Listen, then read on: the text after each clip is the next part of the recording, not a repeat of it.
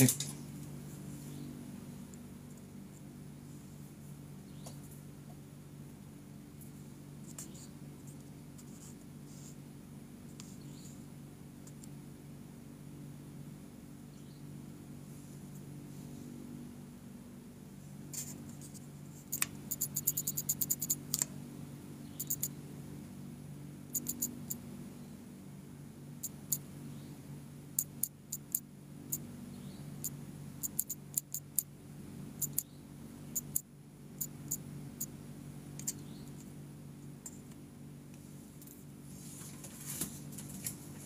Salve teman-teman semua, apakah suara Mimin bisa didengar dengan baik?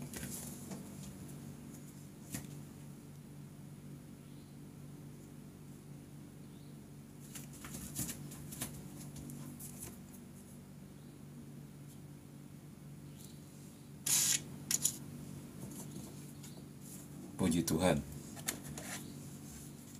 Ya, tadi agak telat live karena ada tamu di rumah. Nah, biar telat, yang penting tidak terlambat. Sebentar, kita putar lagu dulu ya sambil nunggu teman-teman yang lain.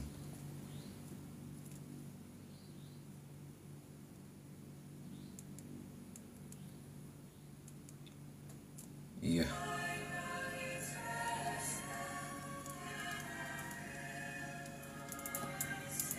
Gimana suara musiknya masuk?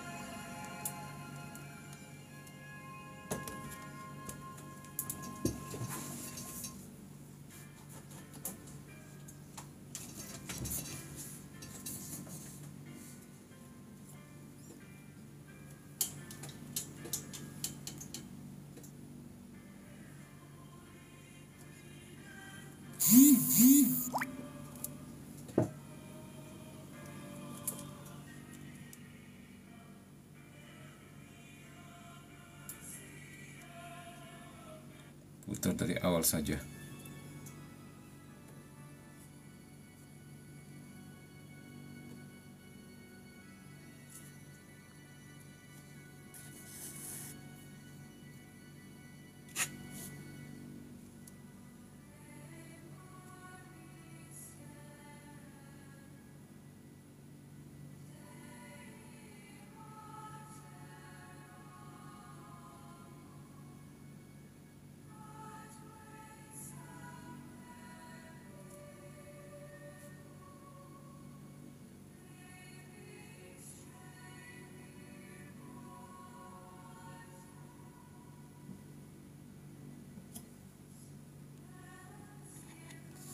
Oke, teman-teman semua.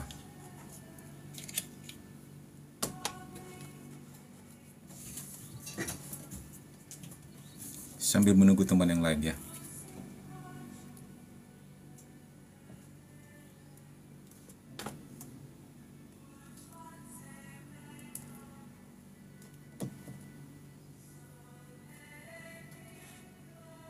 Oke, jumlahnya 10 orang baru kita doa ya.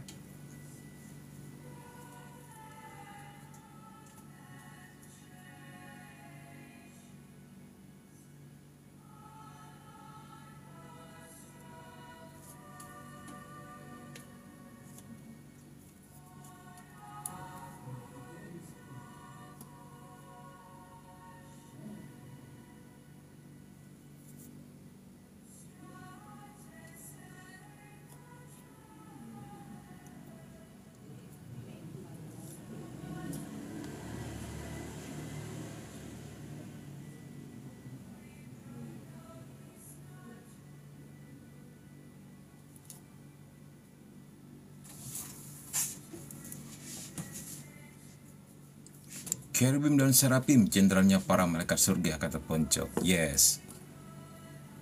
Mereka adalah dua ordo tertinggi. Oke, baik. Kita mulai saja dengan doa. Dalam nama Bapa dan Putra dan Roh Kudus. Amin. Doa melawan pengaruh iblis. Tuhan yang Maha Kuasa yang membebaskan umat-Mu. Sebentar. Kena apa nih TikTok?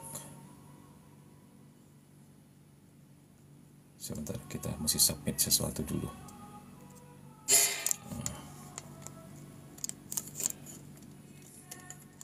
TikTok marah Mimin nggak nampak muka. Oke, udah beres. Kita ulangi, dalam nama Bapa dan Putra dan Roh Kudus. Amin. Tuhan yang Maha Kuasa, yang membebaskan umat-Mu dari belenggu musuh, dan melalui putra-Mu telah mencampakkan setan seperti kilat. Bebaskanlah aku, putra-putrimu, dan juga seluruh keluargaku dari setiap pengaruh roh jahat, terutama roh kematian, penyakit, keputusasaan, kebingungan, perpecahan, kecemasan, keserakahan dan ketidakadilan, ketakutan, kemarahan, kebencian, nafsu, kemalasan dan kesombongan. Perintahkan agar setan pergi menjauh dariku, dari keluargaku, dan semua orang yang kucintai dengan kuasa Putra Tunggal-Mu. Selamatkanlah kami semua yang hadir, terutama pada live pada malam hari ini. Selamatkanlah kami dari imajinasi setan dan kuasa kegelapan. Penuhilah kami dengan terang Roh Kudus, agar aku dan semua kerabat dilindungi dari semua jerat licik setan. Anugerahilah malaikat yang akan selalu berjalan di depan dan menuntun kami ke jalan kebenaran sepanjang hidup kami, untuk menghormati nama-Mu yang mulia, Bapa, Putra dan Roh Kudus, sekarang dan selama-lamanya. Bunda Maria doakan kami, malaikat agung Mikael berperanglah bagi kami, para malaikat dan orang kudus Allah, beserta kami senantiasa. Kemuliaan kepada Bapa dan Putra dan Roh Kudus, seperti pada permulaan, sekarang, selalu, dan sepanjang segala abad. Amin. Dalam nama Bapa dan Putra dan Roh Kudus. Amin. Baik teman-teman semua, ya apa kabarnya? Walaupun malam ini kita berjumlah 5 orang, tidak mengurangi keceriaan kita ya, tidak mengurangi semangat kita untuk tetap bersama-sama berusaha mendalami demonologi. Karena dengan mendalami demonologi, kita semakin mengerti sepak terjang kuasa gelap yang berusaha menjerat manusia dan kita tidak masuk ke dalam perangkapnya. Oke, sampai di mana kita? Nah, kemarin kita telah membahas tentang hierarki malaikat. Untuk mereka yang belum sempat ikut pertemuan minggu lalu, bisa mampir di YouTube Komsa KKSM, ya, itu sudah di-post tentang hierarki malaikat dan juga hierarki setan. Setelah live ini bisa mampir ke sana. Jangan lupa juga untuk like, comment, and share dan subscribe ya YouTube-nya supaya juga rame seperti TikTok-nya. Oke, sekarang kita kemarin sudah sampai di sini kita tentang kerubim, tentang serafim ya. Kita sudah melihat bagaimana hierarki mereka dan sebagainya.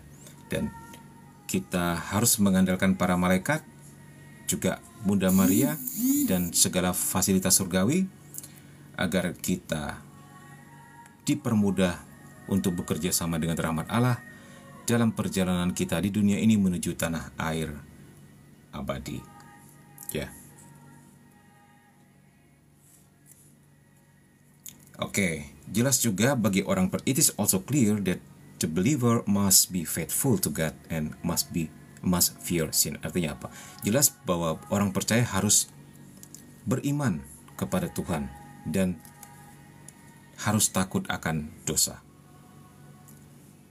This is the basis of our strength. Ini adalah dasar kekuatan kita. Seperti yang dikatakan Santo Yohanes ya. Kita tahu bahwa setiap orang yang lahir dari Allah tidak berbuat dosa. Tetapi dia yang lahir dari Allah, maksudnya Yesus ya. Dia ini Yesus. Memelihara dia, maksudnya memelihara kita sebagai orang berdosa ini. Dan si jahat tidak akan menyentuhnya. Nyentuh maksudnya kita. Gitu. Jadi kita tahu bahwa setiap orang yang lahir dari Allah tidak berbuat dosa, tetapi Yesus dia yang lahir dari Allah, yaitu Yesus, akan memelihara kita, dan si jahat nggak bisa menyentuh kita, maksudnya begitu. Jika kadang-kadang kelemahan kita membuat kita jatuh, kita harus segera bangkit, dan dengan karunia belas kasih Allah yang besar itu, ya, kita datang kepada pertobatan dan pengakuan dosa. Oke, baik. Kita selesai sudah tentang part ini. Kita akan masuk ke part berikutnya.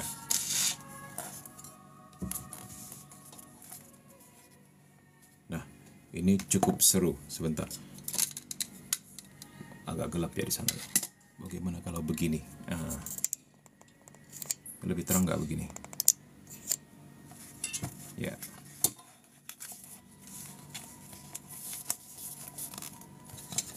Sebentar. Oke, nah ini sepertinya lebih terang ya. Oke, baik.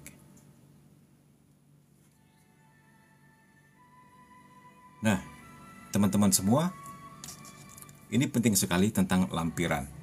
Ya. Ini adalah tentang visi, ya, visi penampakan iblis dari Paus Leo ke-13. Nah, ini penting sekali untuk kita mengerti asal mula pelajaran demonologi adalah dari sini. Dikatakan di sini, many people will remember that before the reforms of the Second Vatican Council, at the end of every Mass, the celebrant and the faithful knelt to recite a prayer to Mary and one to Michael the Archangel. This is very beautiful prayer and brings great benefit to all those who pray it. Dikatakan di sini bahwa banyak orang yang akan mengingat, terutama kakek-kakek kita, nenek-nenek kita ya, yaitu zaman sebelum Konsili Vatikan kedua, setiap akhir misa, romonya dan umat beriman itu berlutut ya untuk mendaraskan doa kepada Santa Perawan Maria dan satu doa kepada Mikael, Malaikat Agung. Ini adalah doa yang sangat indah dan membawa manfaat besar bagi semua orang yang berdoa. Nah, jadi setelah Konsili Vatikan kedua, ini diserahkan kepada pribadi masing-masing. Begitu. Ya. Dulu ini menjadi doa wajib gereja. Kenapa? Ini perlu untuk kita bangkitkan kembali, perlu untuk kita sadarkan kembali bahwa apalagi di akhir zaman ini ya, iblis dan kuasa jahat itu benar-benar seolah-olah dilepaskan dari kandang. Mereka bekerja sedemikian giatnya juga menyusup ke dalam teknologi, menyusup ke dalam kata-kata kekinian ya, sehingga banyak sekali menjerat anak-anak Allah. Jadi penting bagi kita untuk tetap berdoa ya, untuk mohon perlindungan kepada Malaikat Agung Mikael, selain kepada tentu juga malaikat pelindung kita. Nah, kita pasti mengenal doa ini, teman-teman. Ya. Yang setiap pada akhir live demonologi selalu kita doakan sama-sama. Santo Mikael Malaikat Agung, belalah kami pada hari pertempuran. Nah, ya. Jadilah pelindung kami melawan kejahatan dan jerat si jahat.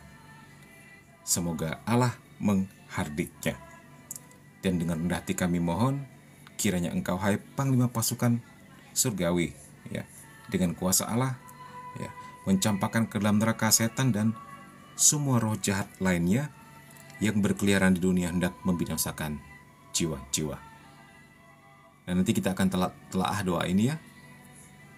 Apa behind the scene-nya sampai terciptanya doa yang sangat penting ini.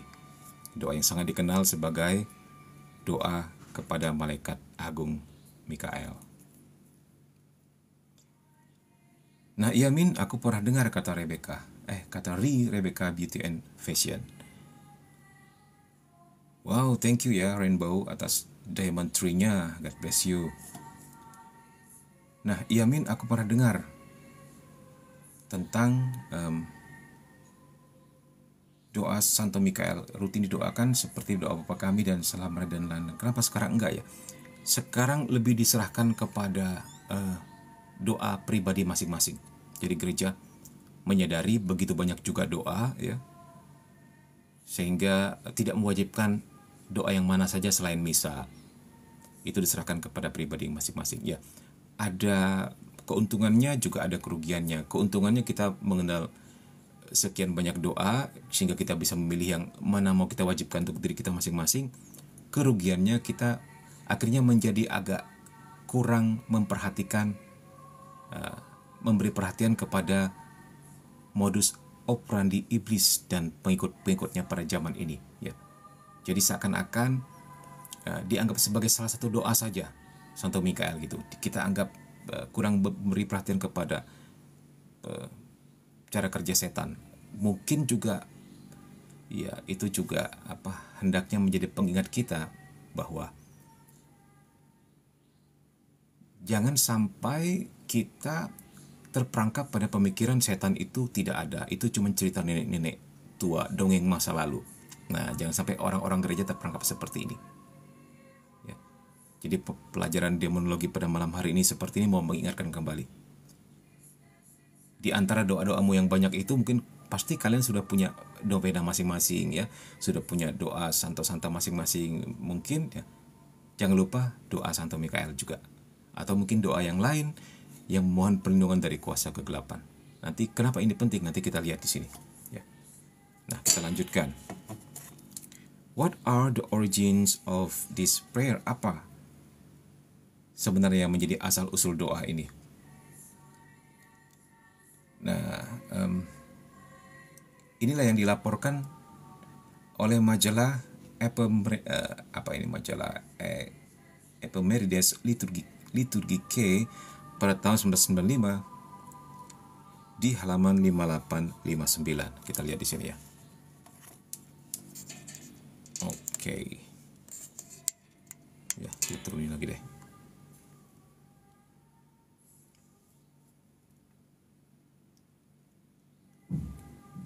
Malamin, maaf terlambat join, nggak apa-apa ya. Tidak ada kata terlambat untuk datang mendengarkan.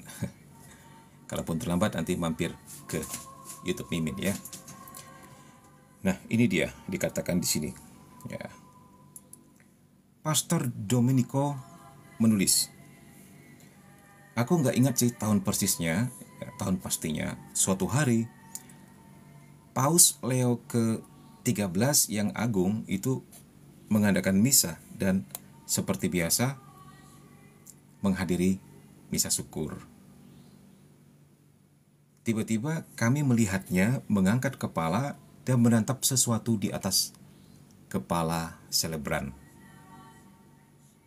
Dia menatap tanpa bergerak, tanpa mengedipkan mata. Ekspresinya ngeri dan kagum. Warna dan raut wajahnya berubah dengan cepat. Sesuatu yang tidak biasa dan serius sedang terjadi dalam dirinya. Nah, jadi kebetulan Paus Leo ke-13 ini ikut misa, ya. Bukan dia yang selebran, jadi pada saat itu dia sekedar ikut misa doang. Ada romo yang memimpin misa. Nah, ketika dalam misa itu tiba-tiba dia melihat sesuatu di atas kepala selebran tersebut. Ekspresinya ngeri dan kagum dikatakan seperti ini. Dan itu ternyata dilihat juga oleh beberapa orang.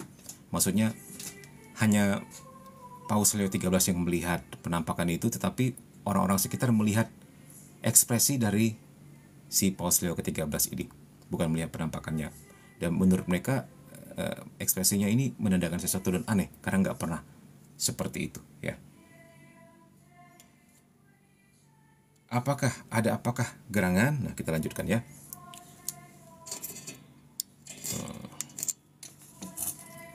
Tulisannya nampak. Oke. Finally, akhirnya ya dikatakan di sini, as Zhao coming to his sense, maksudnya ya ketika kesadarannya kembali lah, begitulah. Dia dengan ringan tapi tegas menepuk tangannya dan bangkit berdiri. Nah, kemudian dia menuju kantor pribadinya, ya. Pengiringnya mengikuti dengan cemas dan penuh perhatian. Whispering, berbisik. Bapak Suci, apakah Anda enggak enak badan? Apakah kamu membutuhkan sesuatu? Gitu. Namun Bapak Suci menjawab, tidak apa-apa, tidak adanya. Tetapi kira-kira setengah jam kemudian, ya, dia memanggil sekretaris kongregasi ritus dan menyerahkan selembar kertas. Dan dia sepertinya tergesa-gesa ya meminta agar itu segera dicetak dan dikirim ke semua ordinaris di seluruh dunia. Nah, kita mau melihat kenapa sepenting itu. Ada apakah gerangan? What was that paper? Kertas apakah itu? Nah, itu adalah doa yang kami panjatkan bersama orang-orang di akhir setiap misa. Itu adalah permohonan kepada Maria dan permintaan yang penuh gairah kepada Panglima Bala Tentara Surgawi. Memohon kepada Tuhan untuk mengirim setan kembali ke neraka. Nah, jadi ternyata dikatakan di sini apa? Pastor Domenico sendiri yang bersaksi bahwa yang menulis doa ini ya, Santo Mikael Malaikat Agung itu sungguh-sungguh Paus Leo ke-13. Nah, mengingat ini betapa pentingnya peranan Santo Mikael Malaikat Agung di akhir zaman ini dan betapa ngerinya serangan setan terhadap gereja terutama ya. Sehingga Paus Leo mengeluarkan doa tersebut. Nah, pada saat itu ketika doa itu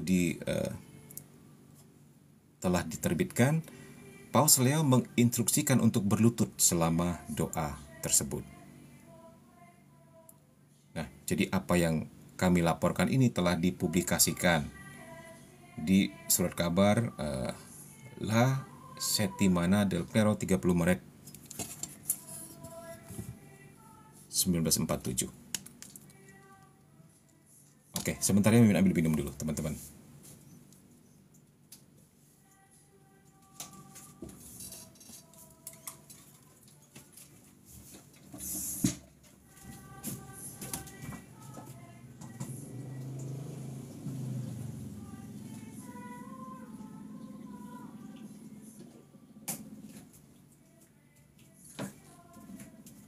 Lupa ambil minuman.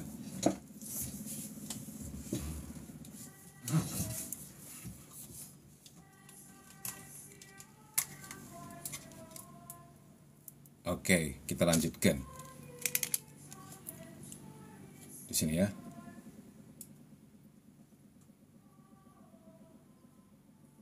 Nah, tetapi dikatakan di situ ya, tidak mencantumkan sumber informasinya.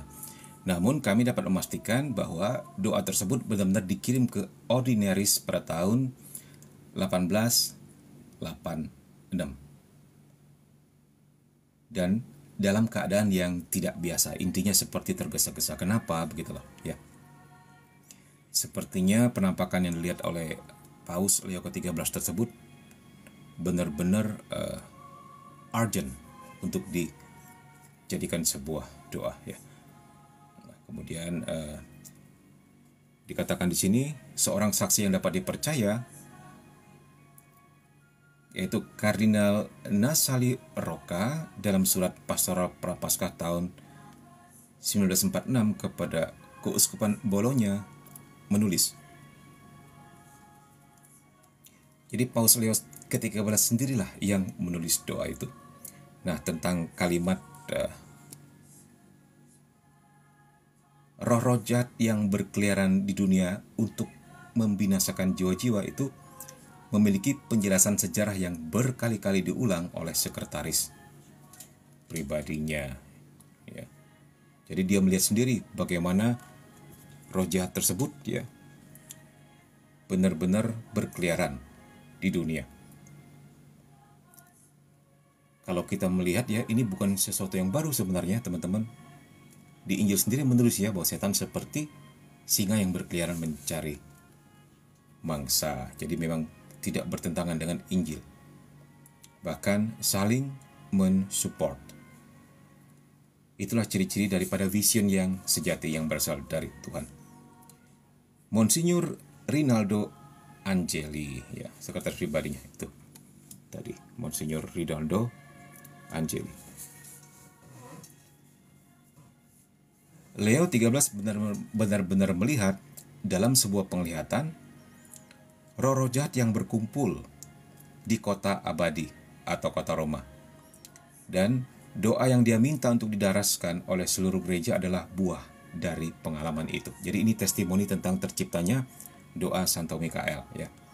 Dan doa yang dia akan mengucapkan doa itu dengan suara yang kuat, dan kami sering mendengarnya di Basilika Vatikan. Ya.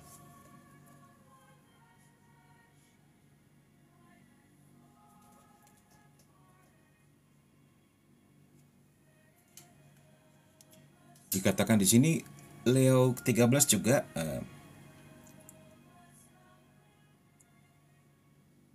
secara pribadi menulis pengusiran setan yang termasuk ke dalam roman ritual. Jadi untuk para eksorsis ya, ada buku tentang hal ini ya, tentang ritual exorcism yang beberapa part ditulis oleh Paus Leo ke-13 juga. Jadi dia merekomendasikan agar para uskup dan imam sering membaca pengusiran setan ini di keuskupan dan paroki mereka. Dia sendiri sering membacanya sepanjang hari.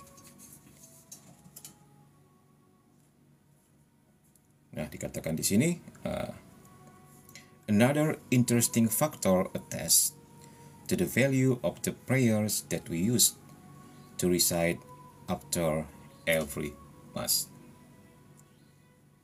Faktor lain yang menarik membuktikan nilai-nilai doa yang biasa kita baca setelahnya setiap misa. Nah, kemudian Paus ke-11 menambahkan niat khusus untuk pertobatan Rusia. Dikatakan di sini dialokasikan Juni 30 Juni 1930.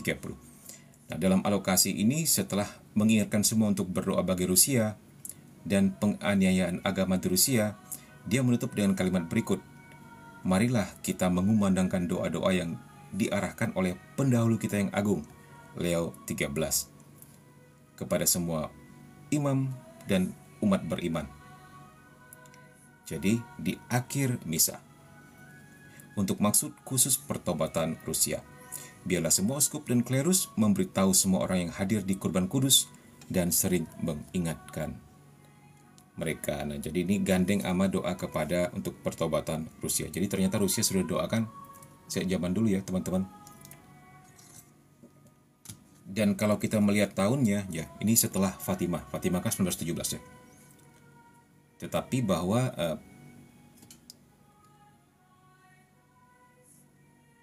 oke, nanti kita akan sampai ke situ. Ada kaitannya dengan penampakan di Fatimah. Nah, ini semakin menarik misteri ini.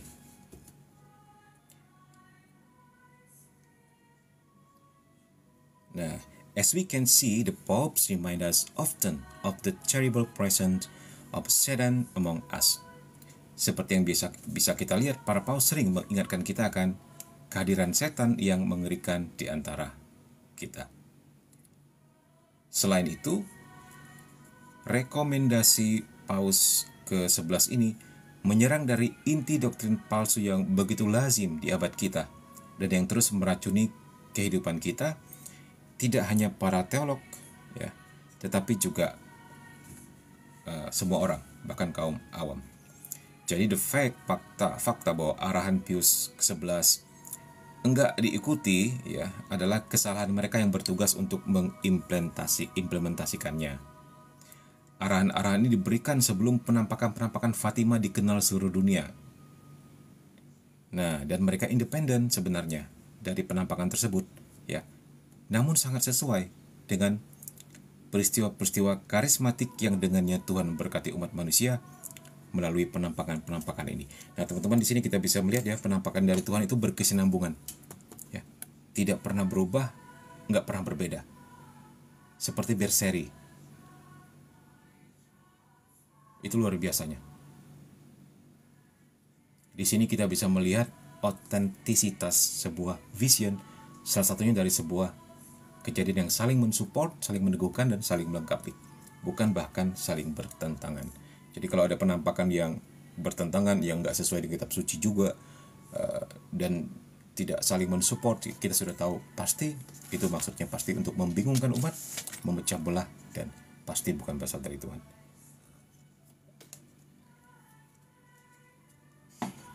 Ya, nah kita sudah membahas tentang lahirnya doa Santo Mikael tadi, ya.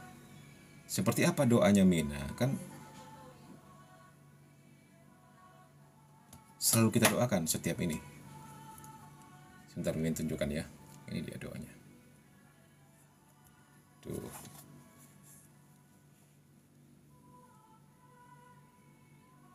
Nah, kalian bisa googling kok ya.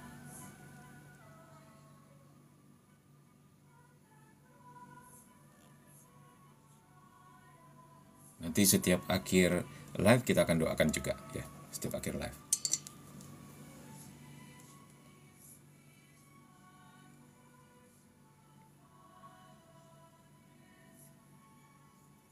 Oke. Sekarang kita beralih kepada karunia setan di halaman sebelahnya.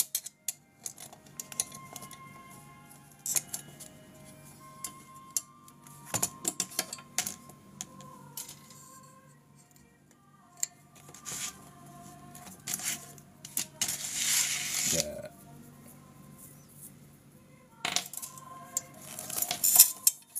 Ya, tuh. Sini deh.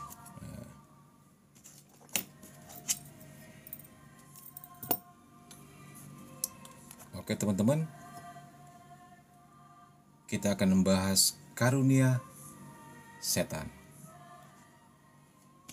Jadi ternyata kalau kita melihat kenapa ada karunia Tuhan, tetapi ada juga karunia setan. Apa persamaannya? Apa perbedaannya? Ya, kalau karunia dari Tuhan, karunia itu artinya pemberian cuma-cuma ya. Ya, bukan karena jasa kita, tetapi karena kemurahan Tuhan. Nah, kalau dari setan, ya, karena itu juga pemberian, tapi tidak cuma-cuma. Selalu minta tumbal. Hah, karunia setan, kata Mama Nini. Jadi, dalam tanda petik, karunia setan itu sebenarnya sebuah plesetan saja, ya.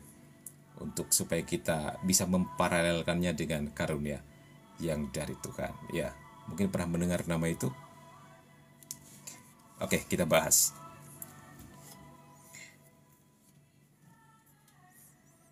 Nah, setan tentu dengan kodratnya sebagai mantan malaikat ya, dia bisa juga memberikan kekuatan tertentu kepada pengikutnya. Ya. Nah, karena iblis benar-benar pendusta, terkadang mereka yang menerima kekuatan ini tidak ingin mengetahui asal-usul karunia tersebut.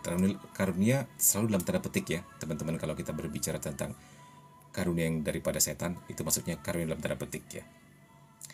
Jadi orang yang menerima karunia tersebut, mereka selalu sangat senang menerima hadiah gratis ini. Mungkin saja satu orang diberi karunia clairvoyance. Ini bahasa Prancis. Itu karunia kewaskitaan. Apa itu kewaskitaan? Kewaskitaan itu seperti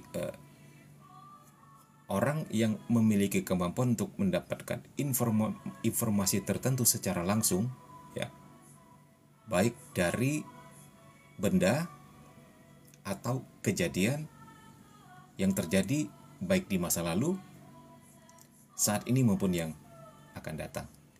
Dengan dia cukup hadir di kejadian, dia bisa tahu. Dengan dia cukup menyentuh benda tersebut, dia bisa tahu. Ya. Apakah ini dari Tuhan? Nanti kita lihat. Ya. Jadi kalau ada kenalanmu, kalau ada temanmu, ya, kalau ada keluargamu mungkin yang punya dalam tanda petik karunia seperti ini, mari kita lihat. Ya. Atau mungkin kamu semua. Kamu semua di sini mungkin bisa. Orang mengatakan orang pinter gitu ya. Ya, karena yang datang kepadanya adalah orang bodoh. Oke. Jadi katakanlah kewaskitaan. Kewaskitaan itu apa sih? Supaya lebih mudah dimengerti seperti cenayang atau paranormal gitulah ya, atau orang pintar, terserah deh. Nah, terus ada juga orang orang lain tertentu lagi yang hanya duduk di depan selembar kertas kosong dengan pulpen di tangan mereka. Mereka mampu menulis halaman demi halaman pesan spontan dari dunia astral. Wow. Nah, kayak YouTuber itu kata Maman ini. Oke, bongkar terus ya. Terus, namun yang lain merasa bahwa mereka dapat melakukan bilokasi. Tahu bilokasi? Bi itu dua, lokasi itu tempat. Jadi ada orang tertentu ya yang ternyata selain para kudus juga bisa juga bilokasi. Jadi hadir di dua tempat pada saat yang bersamaan. Ya. Nanti kita akan lihat bedanya di mana ya, teman-teman. Ya. Ada teman-teman yang punya dalam tanda petik karunia-karunia seperti ini, boleh diundang ke sini ya.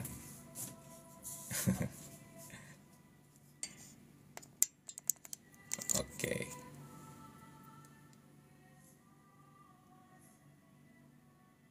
Nah, jadi ada orang tertentu yang seperti itu yang bisa bilokasi. Terus sebagian dari mereka juga dapat memasuki gedung bahkan jauh.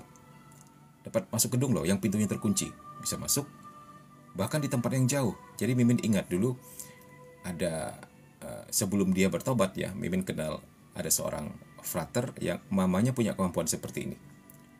Dulunya dia belajar dari waktu itu dia bilang katanya sih agama Buddha ya.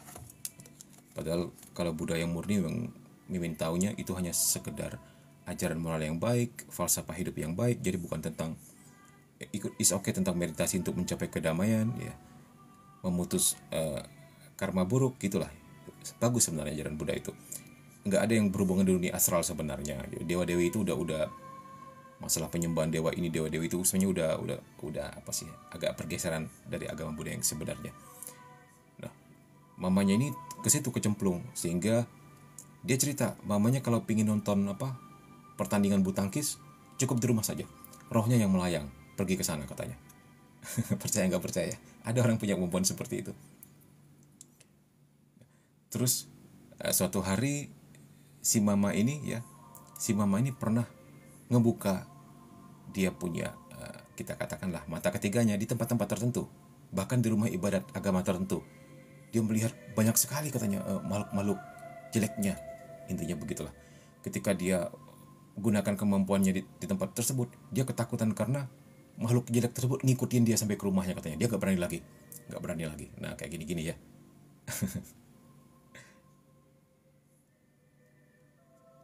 Terus kata Dinda, boleh tuh nonton konser K-pop. Terus itu seperti merogoh sukma ya, jadi keluar meninggalkan tubuh, jadi rohnya yang melayang gitu. Nah, tapi dia sempat bercerita kepada Mimin begini, katanya oleh gurunya untuk belajar seperti itu juga harus diperlengkapi dengan ilmu silatnya katanya, nggak sembarangan katanya. Nanti di sana juga ketemu roh-roh yang jahat katanya, jadi harus bertarung gitu, bilangnya gitu sih. Dan sebagainya. Terus belum lagi orang lain lagi ya bisa mendengar suara yang kadang-kadang menyarankan bahkan untuk doa. Ya. Oke. Nah, ini ada cerita yang menarik dari Father Gabriel Amort karena dia mengalami sendiri.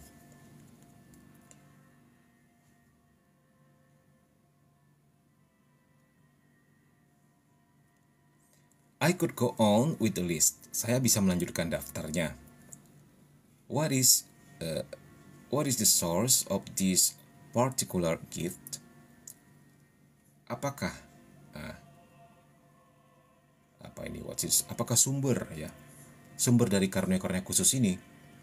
Apakah karisma ini dari Roh Kudus?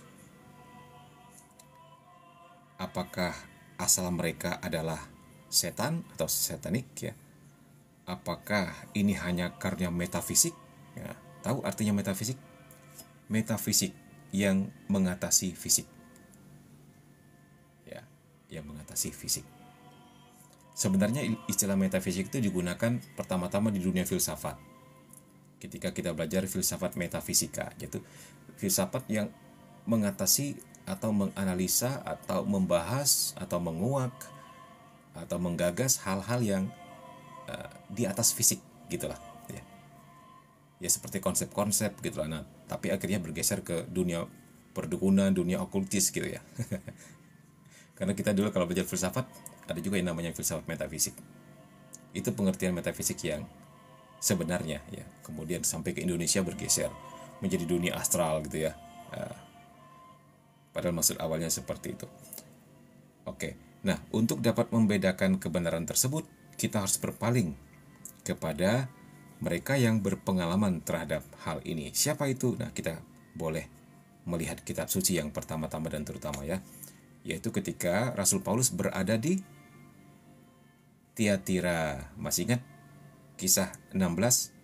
Yang tidak ingat boleh dibuka kisah para Rasul 16 sampai 18. Nah, ketika Paulus berada di Tiatira, dia selalu diikuti oleh seorang budak wanita yang memiliki karunia kewaskitaan tersebut tadi ya, atau karunia paranormal gitulah dalam tanda petik. Nah, dan dengan demikian dia menghasilkan banyak uang untuk tuannya. Wow, keren ya. Zaman dulu orang yang punya, bahkan mungkin sampai sekarang ya, orang yang punya dalam tanda petik kelebihan seperti itu, wah, dia menjadi dipuja-puja karena dikatakan orang bisa gitu kan. Seringkali istilahnya orang bisa nih gitu, bangga banget dibilang orang bisa lihat hantu maksudnya. Yang lain nggak bisa. Bagi mereka sebuah kebanggaan gitu kan. Nah, kalau kita telah lebih jauh, sebenarnya itu adalah hadiah yang berasal dari setan, gift-nya dalam tanda petik ya teman-teman. Dan itu diteguhkan karena hadiah tersebut, gift tersebut, karunia tersebut dalam tanda petik itu menghilang segera setelah Santo Paulus mengusir roh jahat. Ya. Ayo baca lagi kisah para Rasul 16 sampai 18. Nah, kalau itu berasal dari Tuhan, seharusnya malah diperteguh, bukannya malah kabur, kan begitu. Oke, ini salah satu hal ya, salah satu cara untuk melihat kebenaran ini. Apakah ini berasal dari Tuhan atau dari sesuatu yang bukan Tuhan. Oke, kita lihat kalian komen apa. Orang yang punya karunia bilokasi itu selalu tahu suatu kejadian walaupun enggak hadir di sana. Ya. Nah, kalau namanya bilokasi itu bi itu dua, lokasi itu tempat. Jadi dia hadir di dua tempat pada saat yang bersamaan ya. Nah, oke, kita mau lihat lagi. I will give the example of a witness who calls himself Erasmus of Bari, as published in the magazine Rinnovamento dello Spirito Santo in September 1987. The parenthetical notes are, jadi maksudnya saya akan memberi contoh seorang saksi yang menyebut dirinya Erasmus dari Bari. Ini ada kisah lain lagi. Sebagaimana kisah tersebut dimuat dalam majalah ini ya, pada bulan September tahun 87. Catatan yang disisip adalah milik saya sendiri. Nah, rupanya ini tulisan Father Gabriel Amor sendiri yang dikutip di majalah tersebut ya. Ini dia, kita bacakan. Ya.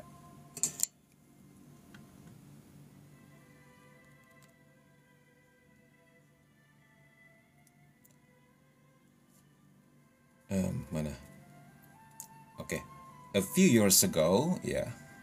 Beberapa tahun yang lalu saya pernah mengalami atau ngikut lah gitu ya, permainan The Glass. Apa ini? The Glass itu seperti kristal ya, gelas ya, gitulah kurang lebih. Min nggak punya gambar, makanya belum pernah ikut. Mungkin seperti yang di film-film kali ya, ada kayak bola-bola kristal, ada gelas-gelas, gimana lah gitu. Jadi saya nggak sadar bahwa itu adalah salah satu bentuk spiritisme. Jadi dia sadarnya kemudian ya.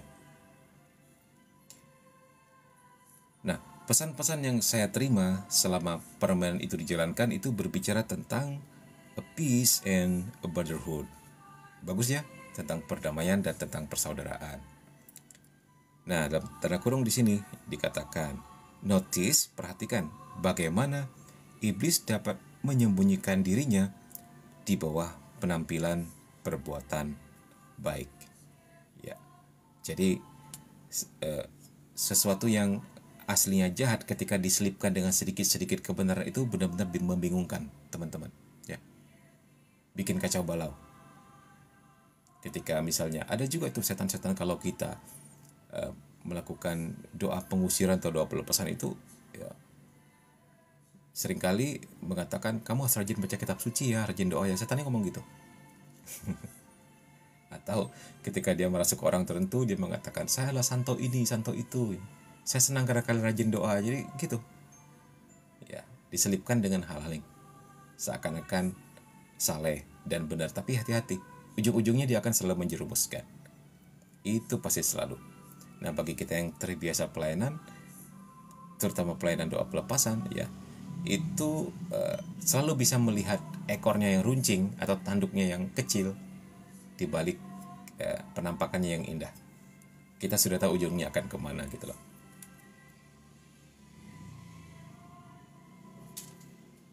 Ya, sebentar.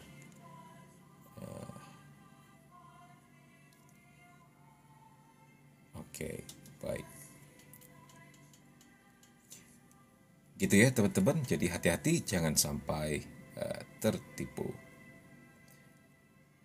Nah, beberapa waktu kemudian, sometime later, ketika saya berada di Lourdes, ini Lourdes ya, untuk pelayanan, ya, saya diberi kemampuan aneh.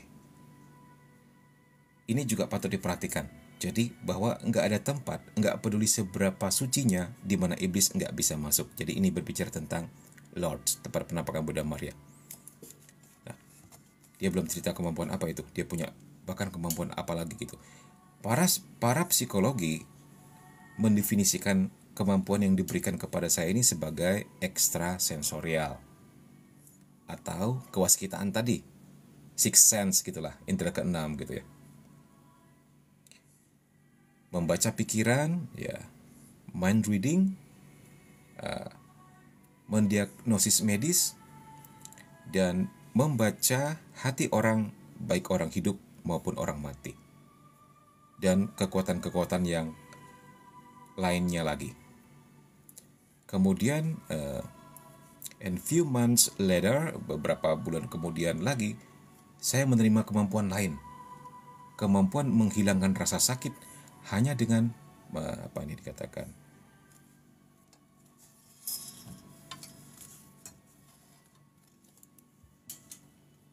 imposition of hands. Imposition itu kayak apa ya? Hanya dengan pemaksaan tangan begitulah. Jadi saya bisa melenyapkan atau meringankan penderitaan apapun. Ya. Jadi apakah ini mungkin yang disebut dengan terapi prana katanya gitu. Nah, kemudian dengan semua kekuatan ini, dengan semua dalam tanda petik karunia ini, saya tidak mengalami kesulitan untuk menghubungi orang-orang.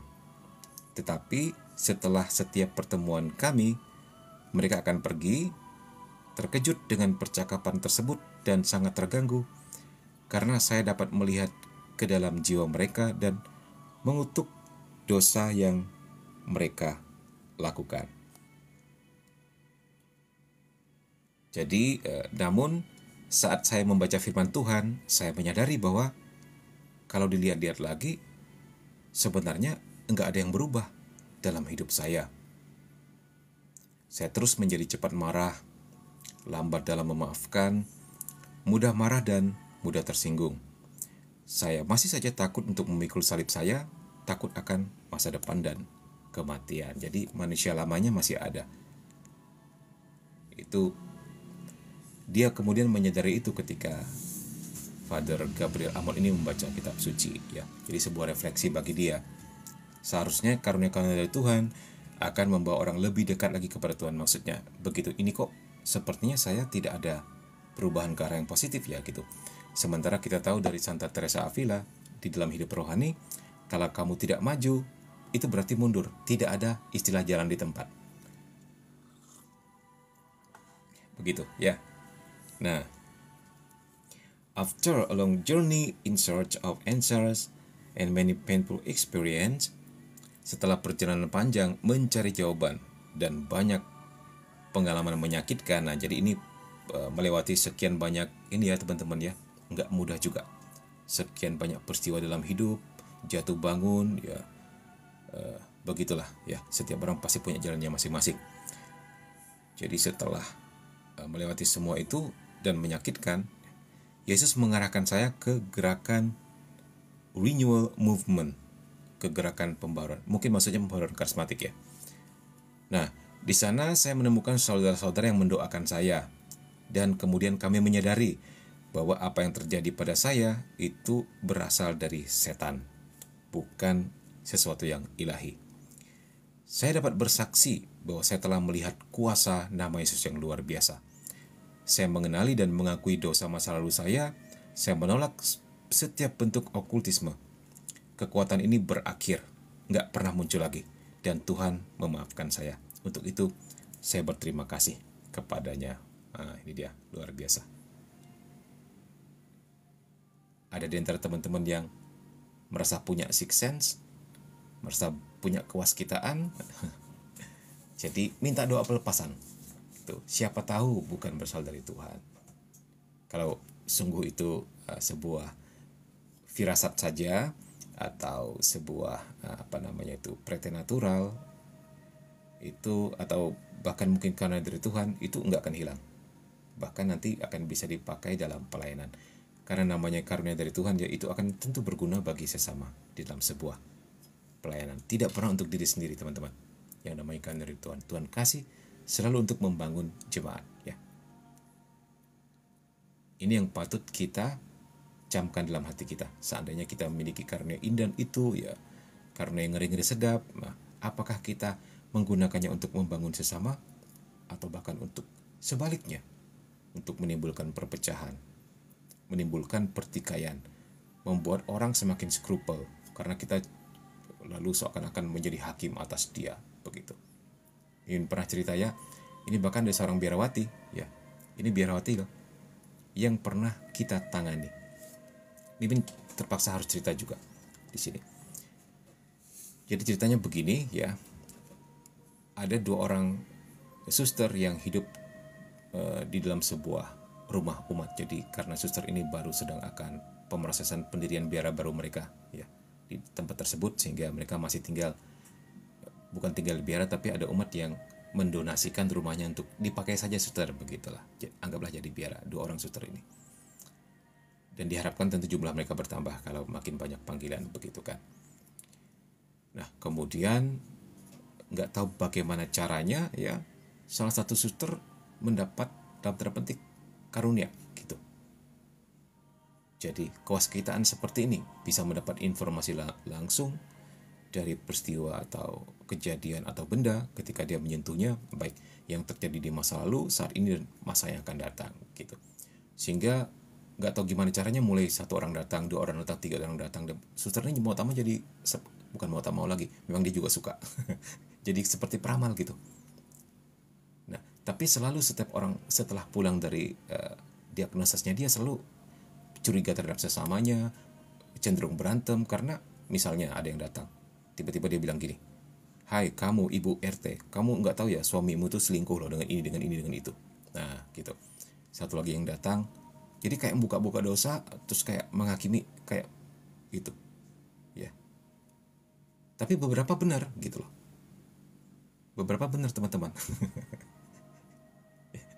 Tapi selalu yang dampakkan yang jelek-jelek, yang bikin orang bertengkar dan sebagainya. Jadi tidak dilengkapi dengan kebijaksanaan, kan begitu. Sementara karunia dari Tuhan bukan seperti itu.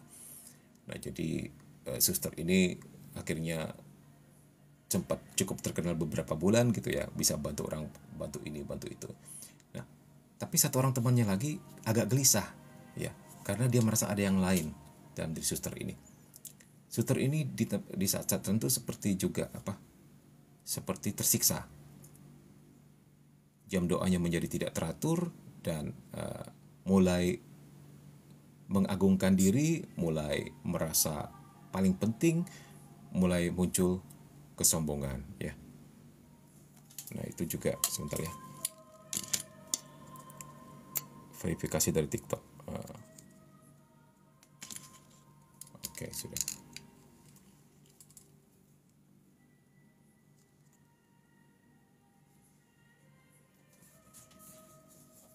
Nah, udah begitu, akhirnya bagaimana kemudian mungkin itu pekerjaan Tuhan juga.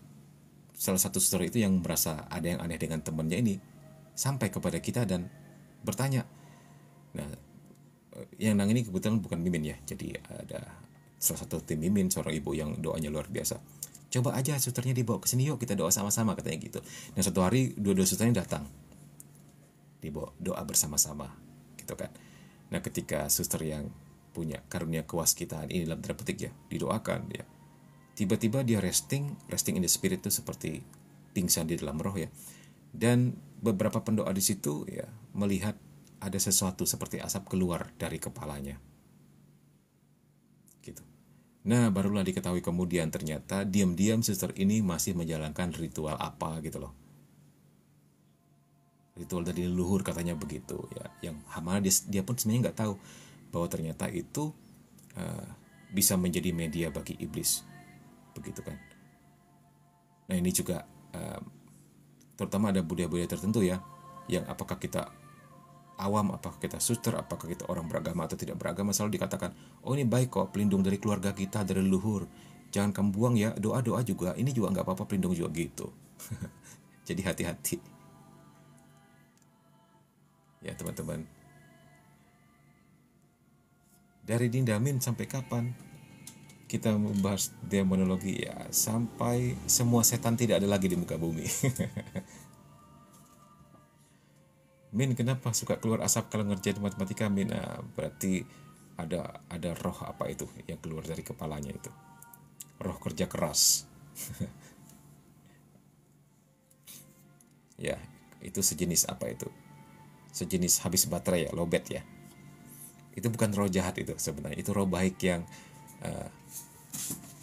kecapean. Oke, baik teman-teman, kita lanjutkan. Sampai di mana tadi ya?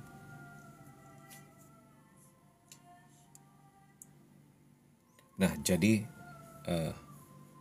let us not forget, janganlah kita lupa, dikatakan di sini, bahwa Allah memberi kita contoh perbuatan luar biasa yang dilakukan oleh Tuhan dan iblis. Beberapa kejadian yang dilakukan Musa atas perintah Tuhan di hadapan Firaun itu ditiru juga oleh penyihir-penyihirnya Firaun. Masih ingat peristiwa itu? Ya. Ketika Musa mengubah tongkat menjadi ular, nah ternyata penyihir-penyihirnya Firaun bisa juga buat yang sama. Tongkatnya pun dijadikan ular. Nah, tapi kita melihat di situ bagaimana tentu saja kekuasaan Tuhan tidak terkalahkan oleh kekuatan apalah yang namanya malaikat yang telah dibuang itu ya. Jadi ularnya dari tongkat Musa itu memakan habis ular-ular dari tongkat para penyihir. Ya, begitu. Dari Suradinda kalau ada asap berarti ada api, siram saja. Ya supaya kepalanya lebih dingin kan. Jadi sekalian cuci muka gitu supaya menjadi dingin dan bisa melanjutkan belajar.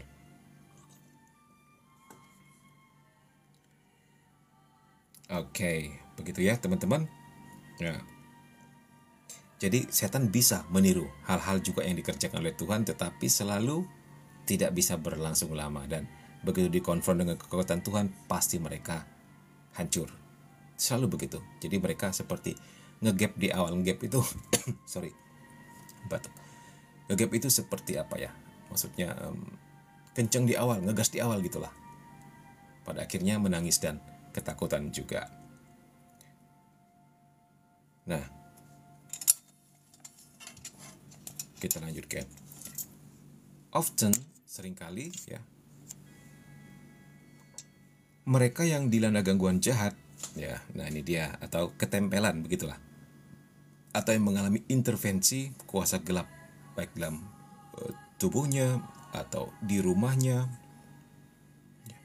dia mengalami gangguan-gangguan astral begitulah, biasanya akan mengalami dalam tanda petik kepekaan tertentu. Nah, gitu ya. Atau sensitivitas tertentu sehingga orang mengatakan apa? Mata ketiganya terbuka. Orang mengatakan apa? Dia menjadi orang bisa gitu kan. Jadi bagi mereka sebuah kebanggaan.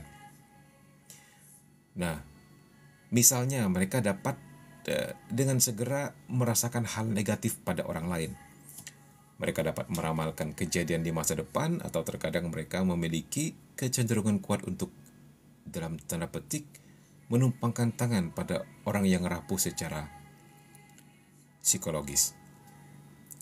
Di lain waktu, mereka merasa bahwa mereka dapat mempengaruhi kehidupan orang lain dan berharap mereka sakit dengan keburukan, ya, hampir mendominasi yang datang dari dalam. Saya telah menyaksikan bahwa hanya ada satu cara untuk sembuh dari gangguan ini, yaitu melawan dan menaklukkannya. Nah, ini menjadi penghantar untuk masuk ke eksorsisme, ya. Tentu kita akan bahas ini di selanjutnya minggu depan. Nah, tapi kita masih ada setengah jam lagi. Nah, kita bisa bahas bahan yang udah Mimin siapkan untuk kita semua, ya. Apa itu? Sebentar.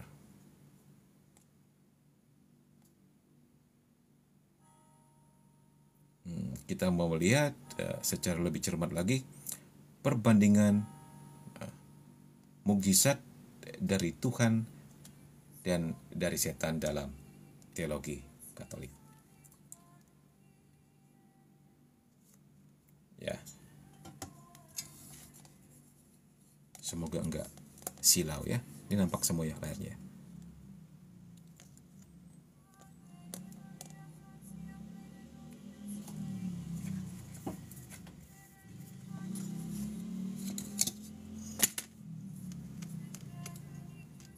Ya, kalau begitu, Min, supaya kita nggak tertipu, apa sih bedanya kalau setan juga ternyata bisa menyembuhkan, juga setan bisa memberi mukjizat, seakan-akan bisa meniru juga pekerjaan Tuhan, supaya kita nggak tertipu? Bagaimana, Min? Nah, kita akan melihat di sini, teman-teman, ya. Apakah ini kurang jelas? Ya, ini kayaknya silau ya. Kita coba pindahkan ke sini deh. Ya, beginilah. It's better, I think. Alright? Just comment below. Okay, I guess so. Nah, ini teman-teman, kita mau menguak lebih dalam lagi perbandingan mukjizat dari Tuhan dan dari setan dalam teologi Katolik atau dalam demonologi, ya. Kita sendiri tahu bahwa mukjizat adalah peristiwa luar biasa yang menunjukkan kuasa Allah dan enggak dapat dijelaskan oleh hukum alam, enggak bisa. Itulah sebabnya butuh mukjizat untuk menjadikan seseorang menjadi santa atau santo, ya, karena kita berhubungan dengan sesuatu yang ilahi, sesuatu yang lebih besar, lebih tinggi daripada kemanusiaan kita, sehingga dibutuhkan pertanda ilahi juga untuk menyatakan ini orang suci, yaitu mukjizat. Satu mukjizat kesembuhan untuk menjadi beato dan satu mukjizat kesembuhan lagi untuk menjadi santo. Tentu mukjizat yang sudah dikonfirmasi oleh sains dan medis bahwa ini nggak bisa dijelaskan, tapi orangnya sembuh, gitulah maksudnya, ya. Apalagi untuk penyakit-penyakit tertentu yang sepertinya nggak mungkin secara manusia, tapi terjadi kesembuhan ketika si yang sakit berdoa dengan perantaraan calon orang kudus tertentu, atau bahkan mamanya berdoa, atau bahkan keluarganya, atau bahkan umat sekitar berdoa untuk kesembuhan, dan terjadilah kesembuhan yang secara sains dan secara medis tidak bisa dijelaskan. Nah, untuk menjadi santo demikian juga. Nah, ternyata bukan hanya Tuhan yang bisa bikin penyembuhan, teman-teman. Setan juga bisa, ya. Oke, kita lanjut supaya kita lebih cepat lagi untuk menemukan apa sih bedanya. Tujuan daripada mukjizat adalah untuk membuktikan keberadaan dan kekuasaan Tuhan serta mendukung iman umat. Nah, jadi kadang-kadang mukjizat ini diperlukan. Kadang-kadang, tidak selalu Tuhan memberi mukjizat. Untuk saat-saat tertentu ini memang diperlukan. Ya. Seperti yang terjadi dalam pelayanan kita ya, Komsa KKSM. Kita sudah melihat banyak sekali mukjizat. Dan itu sebuah peneguhan iman yang luar biasa bagi kita, teman-teman. Itu kalau sampai kita murtad masuk mimpin itu sudah keterlaluan ya. Karena kuasa nama Yesus yang luar biasa itu sanggup menghalau mau seberapa besar apapun, seberapa kuat apapun kuasa setan. Itu luar biasa. Cukup dengan nama Yesus segala perkara beres, teman-teman. Dengan catatan si korban juga kemudian harus hidup dalam doa gitu. Jadi kita senang sekali sebenarnya, teman-teman ya, kalau seandainya kita dalam tanda petik mau pamer ya, testimoni orang ya, aduh terima kasih ya saya sudah. Nah contohnya ibu yang tadi ya, ibu yang barusan yang kita pergi ke pedalaman, yang dia teriak-teriak, dia ada vitamin yang terakhir, dia teriak-teriak terus sebagainya itu.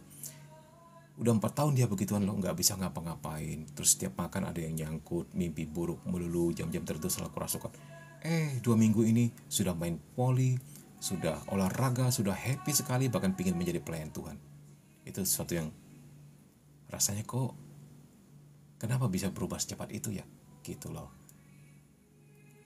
Tuhan kita luar biasa, dan artinya setan telah memberi sakit penyakit kepada dia, dan ketika dia dilepaskan, kuasa Tuhan mengalir dalam tubuhnya, ditambah lagi keluarga mereka pada akhirnya berdoa. Nah, sukacita melimpah dalam keluarga itu ya. Itu dia. Dan penyembuhan yang dari Tuhan Yesus, teman-teman ya, tidak sempurna, selalu sempurna. Sejauh korban tidak melakukan praktek okultis lagi, sejauh setia kepada Tuhan, nggak akan pernah kembali lagi. Ya, kadang-kadang miris mimin melihat di YouTube ya, orang yang mengalami intervensi kuasa kegelapan atau gangguan setan, ya didoakan oleh si A, si B, bukan didoakan sih, namanya pergi ke dukun A, dukun B, dukun C, bahkan pemuka agama ini, agama itu, dan sebagainya. Baik hari ini, besok kembali lagi. Baik hari ini, besok kembali lagi. Terus kemudian juga ada menemukan kisah yang sebenarnya bikin gemes sih. Ada katanya ini sudah dari leluhur seperti ini, sehingga si teteh ini bisa melihat ini dan itu, katanya gitu kan. Sehingga si teteh ini bisa membantu kalau ada gangguan kuasa kegelapan. Tapi akibatnya si tetehnya jadi sering diganggu, tidurnya nggak tenang. Terus kalau lewat kalau lewat jalan tol harus putar musik keras-keras karena sering sekali mendengar orang teriak minta tolong gitu. Dan itu sudah dari bapaknya kayak gitu, kakeknya kayak gitu, nanti anaknya lagi kayak gitu. Kasihan sekali sebenarnya. Sebenarnya dia sendiri korban, bukan orang pintar kalau menurut Mimin. Dan sebenarnya Mimin gemes banget untuk bilang, coba kamu dibaptis, maka putuslah hubungan dengan kuasa kegelapan turun-temurun tersebut. Dibaptis karena Tuhan Yesus telah menebus dosa kita, telah menjadikan kita baru. Sebenarnya dibaptis saja, nggak perlu kamu sampai jadi ahli silat roh dipanggil orang ini itu untuk, padahal diri sendiri pun nggak beres, diganggu terus menerus ya, dan nggak tenang juga ya, walaupun pada akhirnya dia buka praktek lah gitu kan, ada duitnya lah di situ gitu kan. Kita sebenarnya gemes banget, coba kamu dibaptis deh, percaya Yesus, hilang itu semua gangguan. Kita sebenarnya gemes pengen ngomong gitu ya, teman-teman. Ya begitulah ya. Sementara Mimin doa dari jauh supaya pada akhirnya dia mengenal Yesus, kan begitu. Itu PDF apa Min? Iya ini PDF. Yen pamit ya Min, ngantuk berat habis minum obat. Oke Dinda, segera cepat sembuh ya. Oh ngantuk ya, pikir flu. Oh habis minum obat apa? Oh ya pasti sakit tertentu ya, semoga cepat sembuh. Mimpi yang indah supaya mimpi ketemu Tuhan Yesus. Jangan kayak Mimin, kadang-kadang mimpinya masih bertempur sama kuasa kegelapan. Jadi dalam mimpi kadang-kadang, dalam nama Yesus aku usir kau gitu. Cukup sering mimpi pembicaraan setan, bahkan mimpinya. Wah. Oke, sekarang kita mau lihat mukjizat dari Tuhan.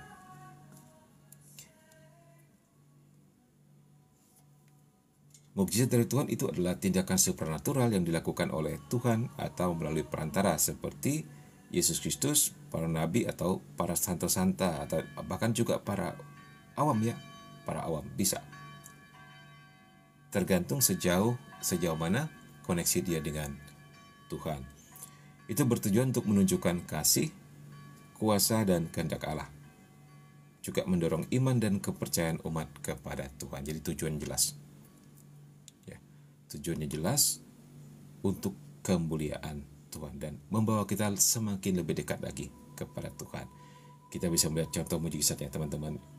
Penyembuhan orang sakit oleh Yesus Matius 8, 1-4. Ya.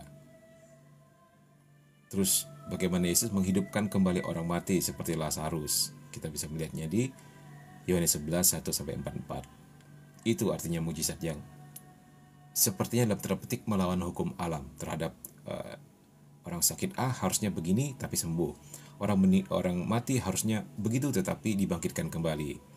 Terus mukjizat Ekaristi ketika roti dan anggur menjadi tubuh dan darah Kristus, ini juga itu mukjizat ya. Enggak apa-apa saya salah nuang obat masa ini gimana. Saya masih sehat-sehat aja puji Tuhan. Dari surah.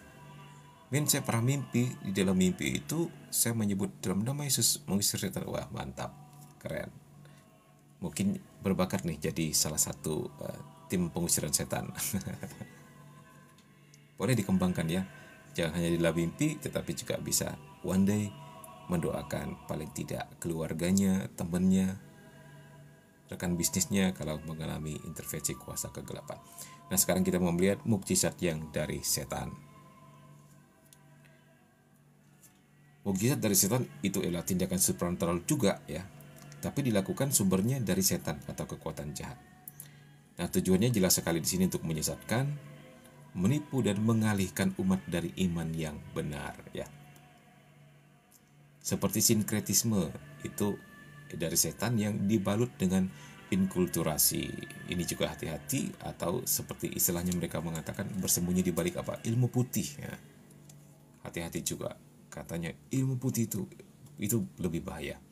Jadi orang tergiring, apalagi kalau ilmu putihnya pakai rosario, pakai patung Bunda Maria, jadi seperti dukat ya. Dukun berkedok Katolik itu yang kemarin sempat viral. Itu lebih berbahaya lagi karena lebih bisa menarik orang untuk datang kepadanya, terutama orang-orang beragama. Tapi tujuan akhirnya dia menyesatkan, menipu dan mengalihkan umat dari iman yang benar. Walaupun nampaknya sepertinya dukat itu lebih didominan oleh penipuan daripada masalah klinik atau masalah astral, tetapi umat yang menjadi korban tersebut akhirnya teralihkan dari iman yang benar. Mereka berpikir, kok semua pelayan-pelayan Tuhan kayak gini ya? Buruk dan jahat sekali. Kenapa Tuhan berkenan kepada orang ini ya? Kenapa bukan kepada saya yang bahkan menjadi korbannya? Akhirnya orang tidak mau ke gereja, marah sama Tuhan, kecewa. Bisa jadi bahkan pindah agama gara-gara orang yang seperti ini ya, pelaku yang seperti itu.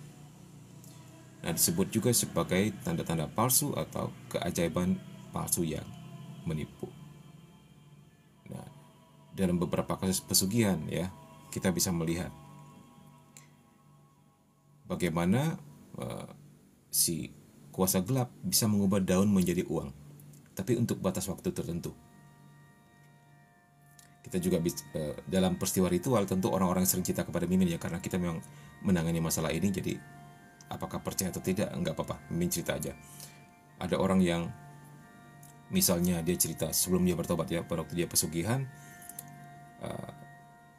dia setiap orang yang makan uang pesugihannya dari dia, maksudnya dia udah dapat hasil dari pesugihannya dan kemudian jadi kaya. Setiap orang yang misalnya mau pinjam uang dia pinjamin, tapi hasilnya orang itu paling nggak sakit atau meninggal. Hal seperti ini itu terjadi kayak gitu. Ini adalah tanda-tanda palsu atau keajaiban palsu yang menipu. Perjanjian dengan iblis atau setan tidak pernah gratis, Kisanak. Jadi ternyata setan mengerti juga ya dengan istilah tidak ada makan siang gratis. Ya teman-teman, oke. Kita bisa melihat contoh mukjizat dari setan. Apa aja itu Min? Kita lihat.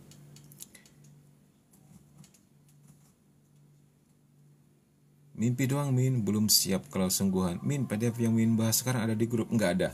Ya, tapi kalau mau nanti boleh chat Mimin aja, nanti Mimin kirim ya. Ya, ini nggak terlalu lengkap sih, lebih lengkap lagi apa yang Mimin ceritakan setiap poinnya begitu. Tapi untuk basic-basic is okay lah ya. Contoh mujizat dari setan, misalnya keajaiban yang dilakukan oleh dukun atau penyihir untuk menyesatkan orang ya, tahulah seperti apa ya. Misalnya contohnya seperti Sai Baba, mungkin pernah kenal namanya Sai Baba. Itu waktu itu tokoh yang sangat terkenal di dunia, dia tinggal di India. Jadi bahkan dia sejaman dengan Mother Teresa gitulah. Jadi orang ini sinkretisme, mencampur adukan semua agama. Yang paling terkenal dia bisa seperti dalam tanda petik seperti sulap ya gitulah. Bahkan orang-orang yang menyimpan foto-fotonya dia di rumahnya kadang-kadang dikunjungi oleh Sai Baba ini. Misalnya padahal orangnya masih hidup loh. Nah jadi setannya bisa keliling kemana-mana. Ketika kamu mengatakan, walaupun kamu dari Indonesia, ini kesaksian ada seorang teman Mimin yang papanya sebelum bertobat pernah sempat memuja Sai Baba ya, sampai pergi ke India segala. Jadi sebelum pergi ke India dia berdoa di fotonya Sai Baba itu, fotonya bisa mengeluarkan abu gitu. Terus sampai ke sana juga mengalami penyembuhan si papanya, dari lumpuh tiba-tiba bisa berdiri ya. Tetapi begitu sampai ke rumah, sampai ke Indonesia, balik lagi sakitnya gitu. Sehingga ada orang-orang tertentu yang agar penyakitnya nggak balik lagi, akhirnya terpaksa diam di sana, tinggal di sana. Itu ya, tipikal daripada penyembuhan yang dari setan, bukan dari Tuhan. Terus mereka yang sudah bertobat mengatakan seperti ini, ketika saya diberi dalam tanda petik gift atau karunia seperti itu yang dari setan, itu seolah-olah semuanya itu berkabut. Berkabut itu maksudnya nggak jelas dan terang, jadi sumir. Kesombongan dirinya seakan-akan dialah yang menyembuhkan. Segala kemuliaan tertuju kepada dirinya sendiri gitu. Jadi sangat kedagingan sekali ya. Nah, terus penampakan roh jahat yang menipu manusia agar menjauh dari Tuhan. Nah, ini sering terjadi dalam kehidupan para kudus juga ya. Seperti orang-orang kudus tertentu yang ternyata malah menjadi ancaman bagi neraka ya, seperti Padre Pio dan sebagainya, sering, bahkan beberapa kali. Bahkan setan pernah menyamar jadi pembimbing rohaninya yang mengatakan, sudahlah, kamu sudah suci, nggak perlu lagi kamu terlalu banyak mati raga, terlalu banyak puasa, nanti bahkan kesehatanmu terganggu, Tuhan nggak senang. Coba setannya ngomong begitu. Nyamar jadi pembimbing rohaninya beliau loh. Pada akhirnya berkat kebaikan Tuhan terbongkar juga ya gitu.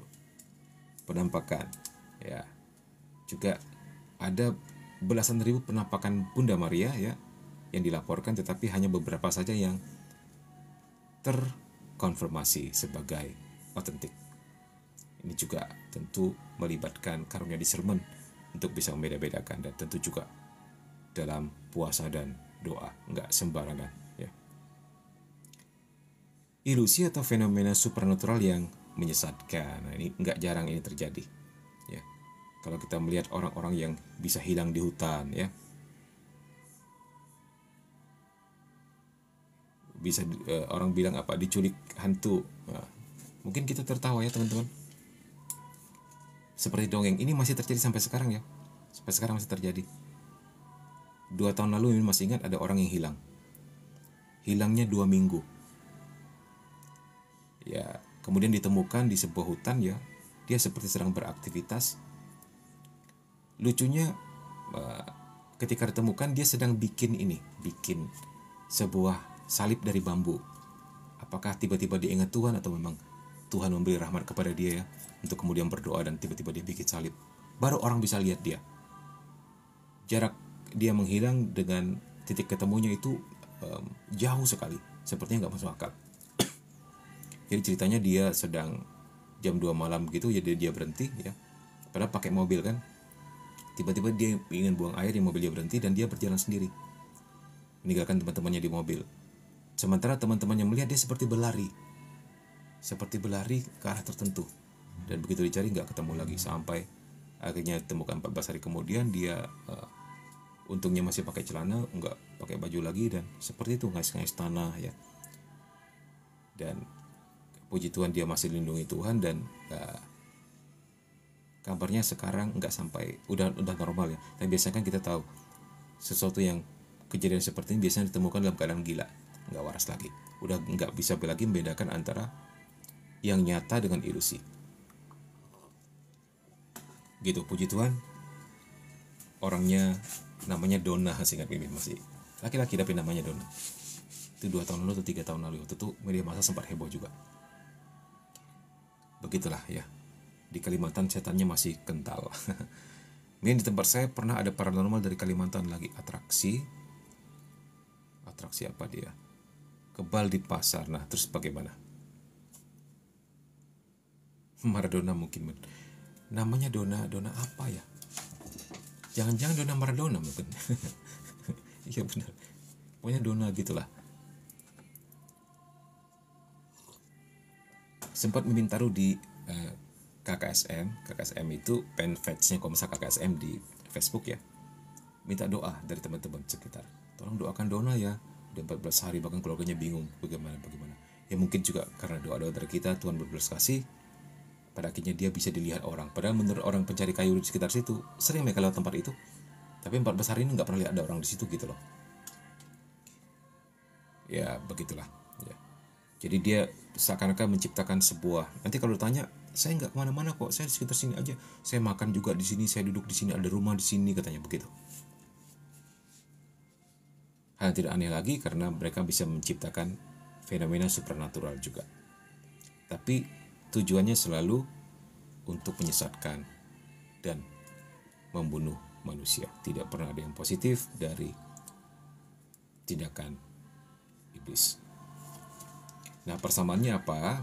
Memang sama-sama melibatkan peristiwa supernatural dan tidak dapat dijelaskan oleh hukum alam. Juga memiliki dampak signifikan pada manusia yang menyaksikannya. Ya benar, jadi berkesan gitulah. Nah, kalau kalian dari Tuhan sembuh, abadi, sempurna. Kalau dari setan, ya signifikan juga karena mesti ke dukun lagi, dukun A, dukun B, dukun C. Ya. Tentu dengan syarat masing-masing, dengan biaya masing-masing. Ya, ini ada yang menarik, teman-teman.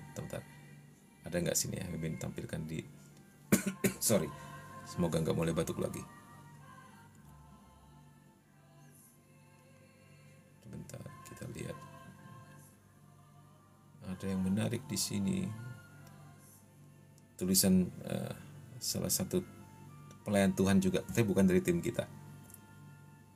Dia nulisnya begini. Uang sudah habis ratusan juta ke pelbagai dukun, semakin sakit, semakin parah, semakin terbuka melihat dunia astral. Ya begitulah ya, kalau ke dukun A, dukun B, dukun C kan dikasih jimat, dikasih ini, dikasih itu ya. Akhirnya malah makin banyak nempel hantunya. Sehingga semakin sering kerasukan. Nah, ketika didoakan oleh pendoa secara free, secara gratis, dia sembuh, sehat dan gak pernah kambuh lagi. Sebagai ucapan syukur, si pendoa kemudian dikasihnya duit 100.000.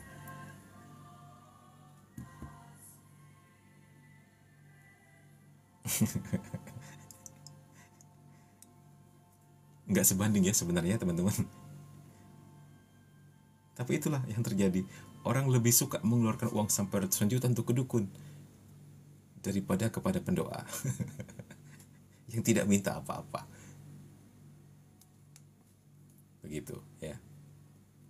Secara logika tidak sebanding sama sekali apa yang Tuhan kasih dengan apa yang setan kasih. Tapi manusia mau bayar mahal untuk setan. Itu luar biasa. Itu luar biasa. Ya, kalau dipikir-pikir lagi, ya begitulah seperti cara kerja dunia ini. Nah, hal seperti ini yang akhirnya munculkan dukun-dukun Katolik yang mencari uang di dalam tanda petik seolah-olah pelayanan ya. Semoga kita semua selalu terhindar dan gak pernah ketipu untuk hal-hal seperti ini. Ya, sebel juga sih sebenarnya.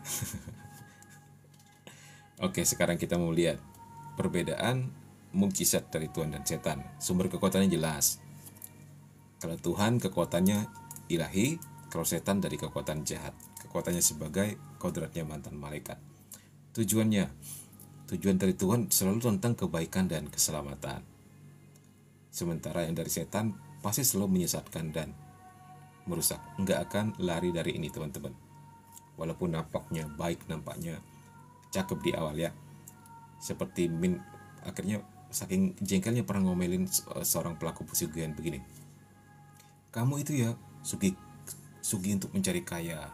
Coba sudah beberapa orang pintar atau juru kunci yang kamu temui. Kamu sebutkan 5, 6, 7. Nah, coba ada nggak salah satu dari mereka yang sudah kaya duluan? Akhirnya dia tertawa. Iya ya, nggak ada. Mereka tinggal di gubuk, miskin, tetap begitulah, tetap nampak kayak orang susah, tapi bisa menjadi perantara pesugihan. Kenapa mereka nggak kaya duluan gitu? Kita pikir ya karena si perantara pesugihannya tahu kalau dia nikmati uang hasil pesugihan tersebut, dia dan keluarganya bakal celaka. Nah, seharusnya kan ini menjadi peringatan bagi kita. Si juru kuncinya aja tahu ya. Kenapa kamu masih nekat melakukan hal ini, kan begitu sebenarnya.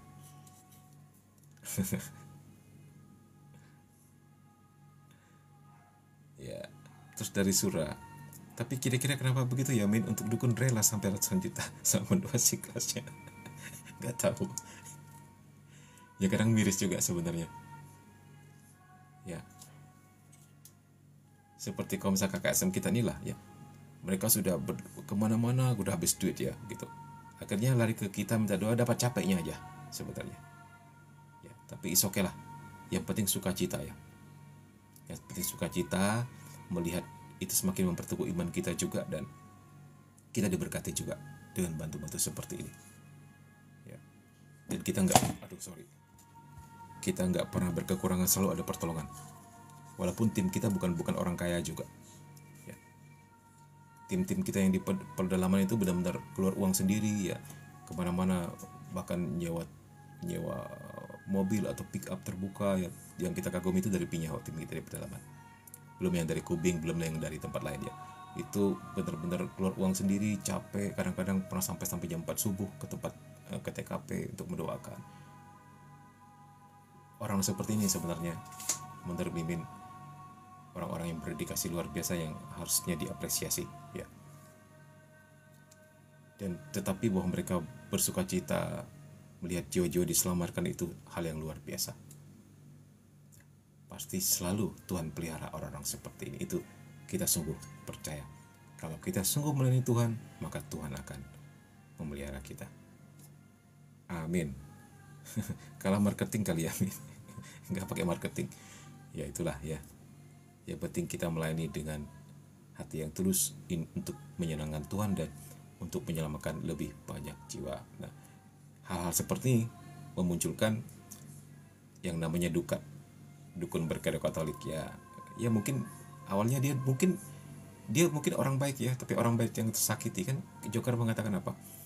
Orang jahat itu muncul dari orang baik yang tersakiti. Mungkin dia jengkel juga, akhirnya pasang tarif. Nggak tahu deh ya, cuma kesimpulan bercanda aja. Oke, kita melihat efek jangka panjangnya ya. Yang dari Tuhan selalu melahirkan kedamaian dan iman yang kuat. Nah, benar, itu benar sekali. Akan ada kedamaian dan pemulihan, penyembuhan dalam keluarga itu akan saling mengampuni, dan mereka akan dibawa semakin dekat kepada Tuhan.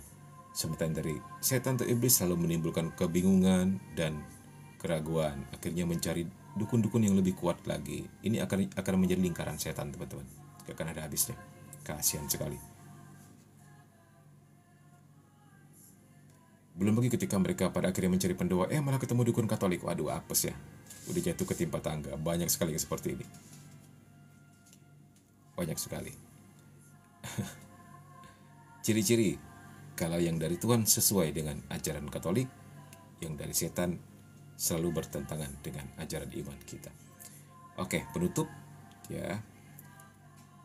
Memahami perbedaan antara mukjizat dari Tuhan dan setan itu penting bagi kita agar kita bisa menjaga iman kita tidak terkontaminasi dengan yang namanya sinkretisme ya, mengerti lebih dalam tentang ilmu kulturasi ya, dan akhirnya kita tidak mudah tertipu dengan rupa-rupa pengajaran dan rupa-rupa penipuan berkedok agama, ya, seperti yang Mimin posting di video-video Mimin terakhir-terakhir ini tentang mengapa kita nggak perlu lagi memberi namanya kurban sembelihan, tumpeng, apalagi itu untuk Tuhan, maksudnya begitu.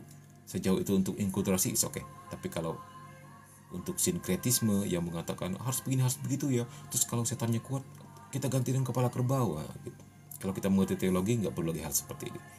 Terus tentang ada tim-tim tertentu yang ketuanya bisa kerasukan Bunda Maria katanya, kerasukan Roh Kudus, kerasukan Tuhan Yesus dan sebagainya. Itu sudah Min bahas juga. Nah, kalau kita mengerti teologi, mengerti demonologi, kita nggak mudah tertipu. Jadi kan orang-orang penjual agama dan pencari cuan seperti ini, ternyata banyak banget anggotanya dan banyak banget yang ketipu. Itu sebenarnya kan miris karena mereka nggak belajar teologi gitu loh. Nah terus umat Katolik dianjurkan untuk selalu berdoa, mendalami kitab suci dan berpegang teguh pada ajaran gereja. Min share PDF-nya di grup ya. Oke, baik. Terima kasih teman-teman. Terima kasih untuk like, share, komen-komennya, segala pertanyaannya ya. Kita mau tutup di sini. Terima kasih juga kepada Rainbow yang sudah kasih gift ya. Thank you, be blessed as always. Ya untuk semua saja yang telah kasih gift yang mungkin nggak ketahuan oleh Mimin karena sibuk konsennya. Terima kasih juga, itu tentu akan membantu pelayanan kita. Untuk mereka yang mau nyumbang panti asuhan juga boleh DM ke Mimin, nanti Mimin kasih rekening yayasan panti ya. Kita sekarang mau doa penutup. Dalam nama Bapa dan Putra dan Roh Kudus. Amin. Sator, Arepo, Tenet, Opera, Rotas.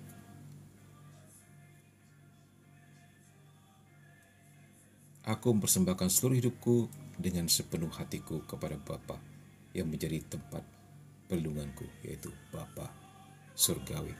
Santo Mikael Malaikat Agung, belalah kami pada hari pertempuran, jadilah pelindung kami melawan kejahatan dan jebakan si jahat. Dengan rendah hati kami mohon, kiranya Allah menghardiknya. Dan semoga engkau, hai Panglima pasukan surgawi, dengan kuasa Allah mencampakkan ke dalam neraka setan dan semua roh jahat lainnya yang berkeliaran di dunia hendak membinasakan jiwa-jiwa. Bunda Maria doakan kami, malaikat kudus Allah dan orang kudus Allah beserta kami selalu. Kemuliaan kepada Bapa dan Putra dan Roh Kudus, seperti pada permulaan, sekarang, selalu dan sepanjang segala abad. Amin. Dalam nama Bapa dan Putra dan Roh Kudus. Amin. Terima kasih teman-teman. Kita jumpa lagi minggu malam dalam Katekismus Gereja Katolik. Be blessed as always. Min share doa satu di grup juga ya, udah hilang. Oke deh, Min baru join. Nanti mampir di YouTube-nya Mimin aja ya.